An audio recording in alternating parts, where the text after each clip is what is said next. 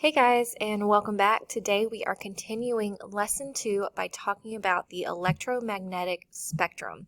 Now, before we get started, I just wanted to remind you of a couple concepts of yesterday's lesson.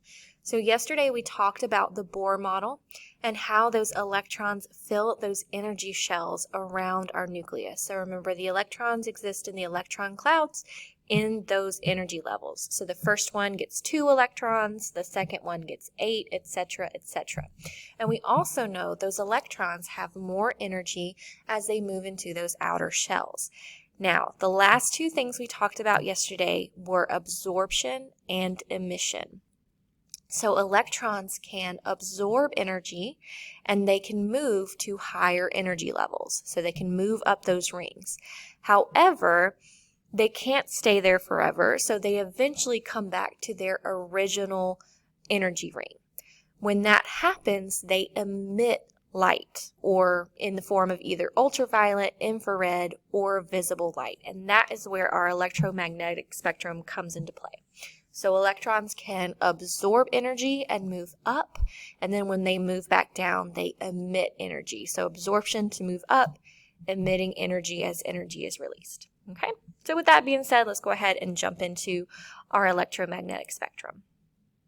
So electrons emit energy in waves. And these waves tell us three things. Wavelength is how long, frequency is how often, and energy is how much. And these things are definitely related to each other. So a longer wavelength will have a lower frequency, and it will have a low energy.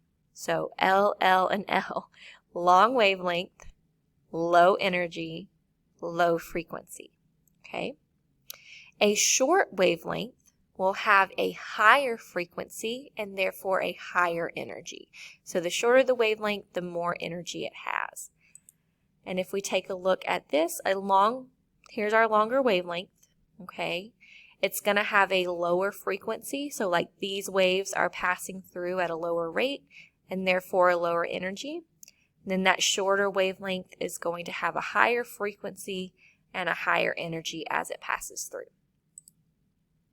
So there are 7 types of waves on the electromagnetic spectrum, and we're going to talk about each of them. So on the first side, so we have 3 different types of electromagnetic waves. First one are the radio waves. So these are the longest waves, and they're used in TV antenna and cell phones. So these are the longest. They're going to be low energy. So radio waves, long waves, low energy, used in TV antenna and cell phones. Next, we have microwaves. These are the second longest, and of course they're used in microwave ovens and also cooking. Infrared rays, also known as IR rays, are the third longest.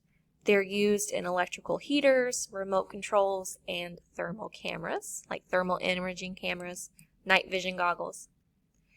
Then we have our visible light. This is the 4th longest wave, and these are the waves that we can see unassisted, meaning that these are the only rays that we can see with our naked eye. We can't see radio waves, we can't see microwaves, we cannot see IR waves, but we can see visible light. So these are the only ones that we can see with our human eyes.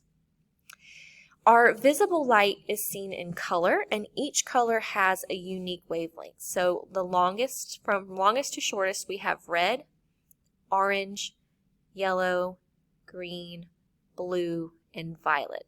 So this means that our red color is going to have a lower energy because it's got a longer wavelength.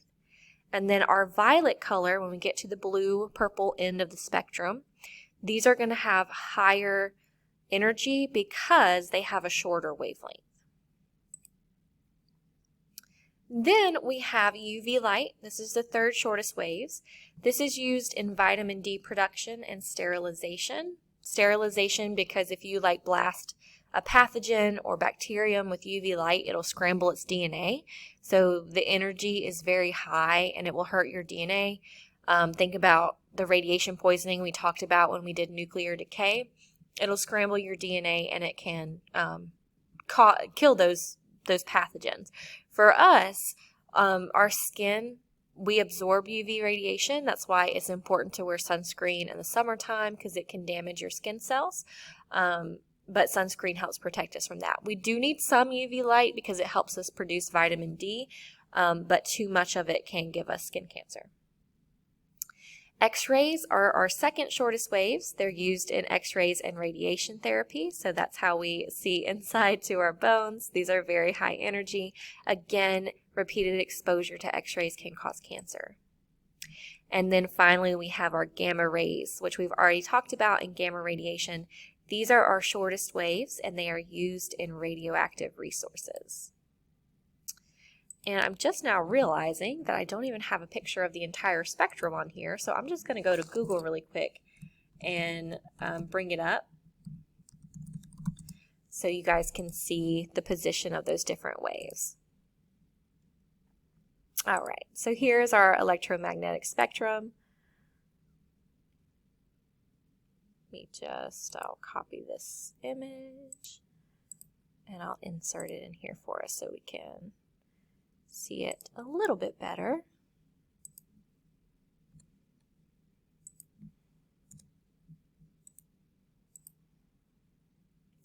All right.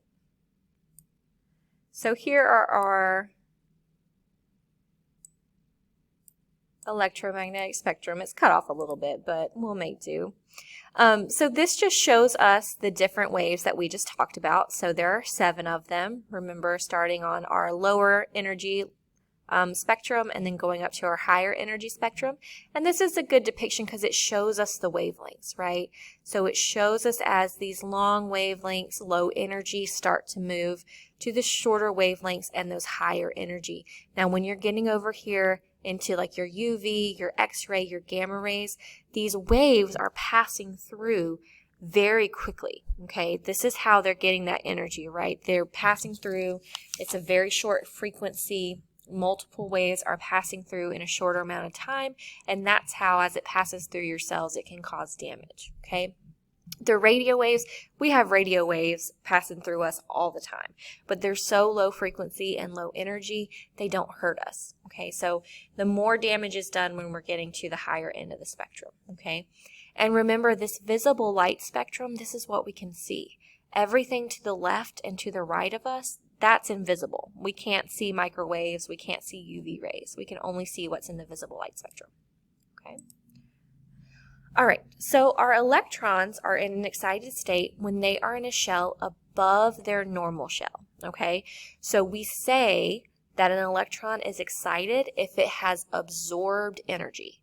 So if the electron absorbs energy, it has gone to its excited state. So think about yourself when you're kind of tired, maybe low energy, and you want to feel a little bit better. Maybe you drink coffee or an energy drink, or you have some food, you absorb that nutrition and it perks you up, right? So you're absorbing it into your cells, you're getting that energy, your mitochondria is making ATP, you're feeling good, you're feeling up.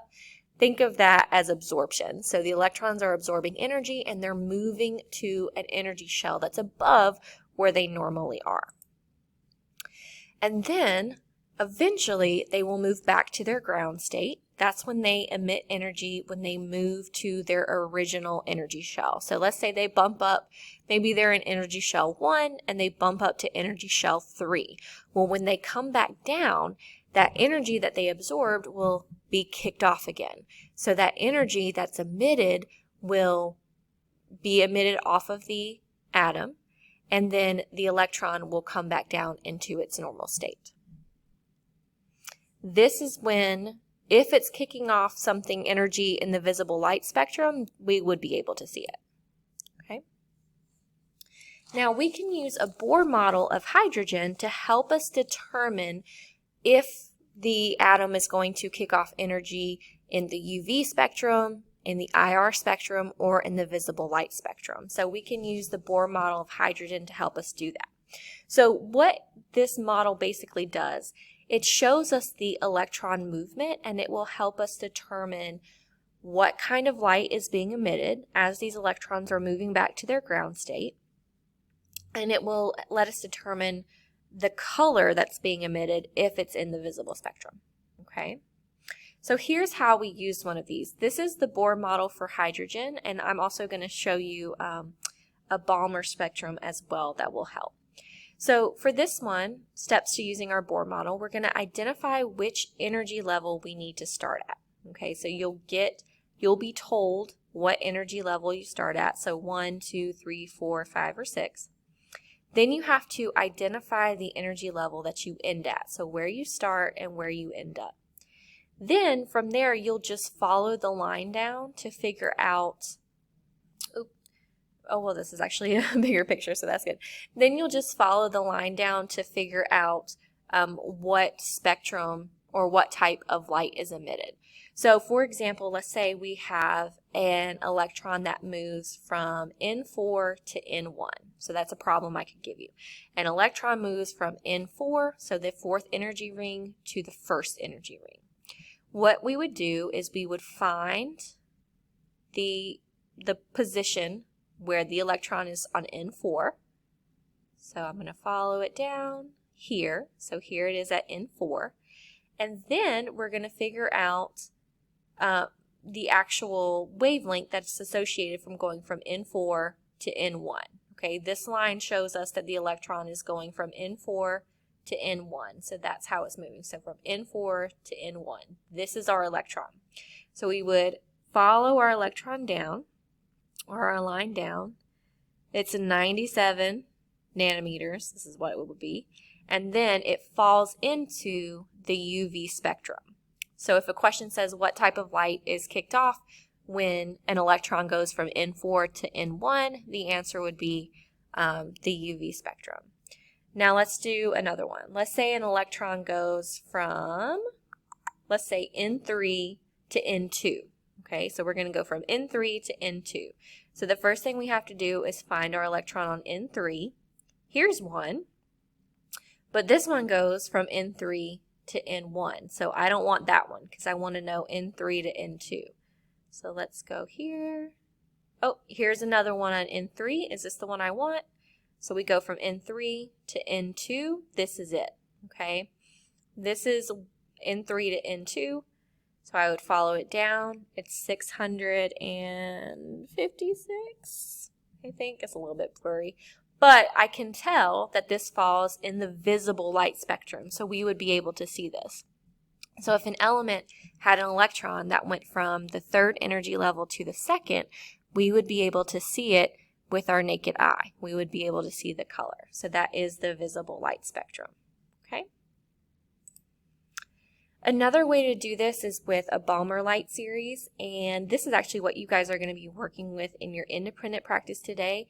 This is the same thing as the Bohr model of hydrogen. It's just kind of simplified so that it's not in circular form. Okay, so you have your infrared light here, you have your visible light here, and then you have your UV light on the left-hand side. Now, these are the energy shells, right? The energy levels, so all from 1 up to 6. So when we're doing examples today, you'll get some examples where it will say an electron goes from this energy level to this energy level. What type of light or what color of light is emitted? And you just have to be able to count between these energy shells and determine the type and the color of light. So for example, let's say your problem says an electron falls from N6 to N2. What is the color of light that's produced? Well, first of all, we know we're going to be starting at N6, so I'm going to put my cursor up here to find the possible starters at N6, and we want to find the arrow that goes all the way down to N2, okay? So N6 and down to N2, okay? I can see right here that it's going to be this arrow. This arrow shows that our electron's going from our N6 to our N2. So our 6th energy level to our 2nd energy level. Now, this is in the visible light spectrum. So this, we know that this would kick off something that we could see with our naked eye. And because this arrow is colored purple, that's an indication that the light color would be purple. So if an electron went from 6 to 2, so energy level 6 to energy level 2, it would emit visible light that was the color purple. Okay, so that's how we're going to answer those questions today. I'm going to do some examples.